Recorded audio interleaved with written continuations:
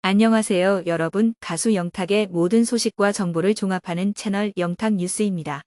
이번 뉴스는 충격 예천양조가 막걸리에 상표 영탁을 사용하는 것은 박영탁의 동해 유무에 관계없이 적법하다는 새로운 결론 나왔다. 영탁 상표권 분쟁 드디어 끝 승리자 예천입니다. 잘 들어주시기 바랍니다. 다음으로 자세한 내용입니다. 가수 영탁은 지난해 1월 23일 TV조선 미스터트롯에 출연해 막걸리 한 잔을 부르며 화제를 모았다. 영탁 막걸리 상표 등록 출원일은 1호부터 닷새 뒤였다. 이후 예천양조는 4월 1일 영탁과 전속 모델 계약을 체결하고 영탁의 생일인 5월 13일 영탁 막걸리를 정식으로 출시했다. 재계약이 성사되지 않았지만 현재 예천양조는 가수 영탁의 얼굴이 없는 영탁 막걸리 제품을 제조해 판매하고 있다. 상표법과 부정경쟁방지법에는 제품의 선 사용권이 있기 때문에 제품이 영탁이라는 상표를 사용해도 무방하다는 것이다. 백 대표는 이 같은 과정을 거치면서 영탁 어머니 이종금 씨와 개인적인 신뢰가 무너진 부분이 가장 안타까웠다고 밝혔다. 지난해 8월 11일 어머니 이 씨는 예천양조를 방문했고 이 자리에서 영탁의 상표 출원 등록과 관련된 이야기가 오고 갔다. 당시 예천양조가 상표 출원 등록을 하기 위해 필요했던 것은 가수 영탁의 자필 서명이 있는 승낙서 한 장이었다. 충분한 설명을 들은 이 씨는 아들의 자필 서명을 받아 오겠다고 약속해 백 대표는 등록 절차가 순조롭게 진행될 것으로 믿었다. 하지만 결과는 배신감으로 돌아왔다고 했다. 나중에 확인된 사실이었지만 백 대표가 이 씨에게 승낙서를 전달한 지 8일 이후인 지난해 8월 19일 영탁 측은 비밀리에 자신들이 직접 영탁 상표 출원 등록을 한 것이다.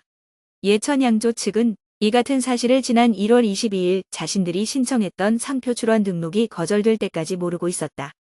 백 대표는 지난 5월 재계약에 실패하고 영탁 팬들의 집중 비난을 받은 상황에서 이 씨의 일방적인 전화 한 통을 받고 크게 좌절해 한동안 극심한 우울증에 시달렸다고 밝혔다. 그는 당시 이 씨가 전화를 걸어 영탁 상표를 정식으로 승인받은 뒤 예천양조와 결별하고 다른 막걸리 제조업체와 계약하겠다고 통보하는 바람에 극도의 배신감과 허탈감을 느껴 한동안 아무 일도 할 수 없었다고 말했다. 재계약이 성사되지 않았지만 현재 예천양조는 가수 영탁의 얼굴이 없는 영탁 막걸리 제품을 제조해 판매하고 있다. 상표법과 부정경쟁방지법에는 제품의 선 사용권이 있기 때문에 제품이 영탁이라는 상표를 사용해도 무방하다는 것이다. 전문가들은 영탁 측이 상표 영탁에 관해 유효한 상표권을 확보하게 된다 해도 예천양조는 그 상표권에 대해 이른바 선 사용권 상표법 제99조 제1항을 갖게 되기 때문에 어느 뭐로 보더라도 예천양조가 상표 영탁을 사용하는 것은 상표권 침해에 해당되지 않는다고 판단했다. 이들은 예천양조가 막걸리에 상표 영탁을 사용하는 것은 박영탁의 동해 유무에 관계없이 적법하다고 판단했다. 또 광고 모델 계약은 예천양조가 박영탁을 광고 모델로 활용하기 위한 계약일 뿐 상표 영탁의 사용에 관한 계약이 아닌 광고 모델 계약이 종료됐다고 해도 예천양조가 박영탁 측으로부터 상표 영탁에 관해 라이센스를 설정받고 박영탁에게 로열티를 지급해야 할 법리적 이유가 없어 보인다고 밝혔다. 예천양조 측은 가수 영탁이 전속 모델 계약 기간 중에 상표 출원 등록을 신청한 것은 상표법 제34조 제1항 제20호를 위반한 것이라고 주장했다.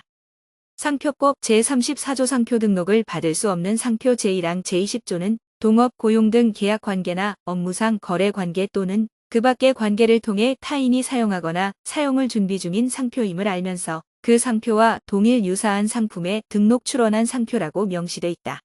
지난 1988년부터 전통주 기계기구, 술제조 컨설팅 분야에서 일해온 백 대표는 2012년부터 예천에서 양조장을 경영해 오고 있는 이 분야의 전문가다.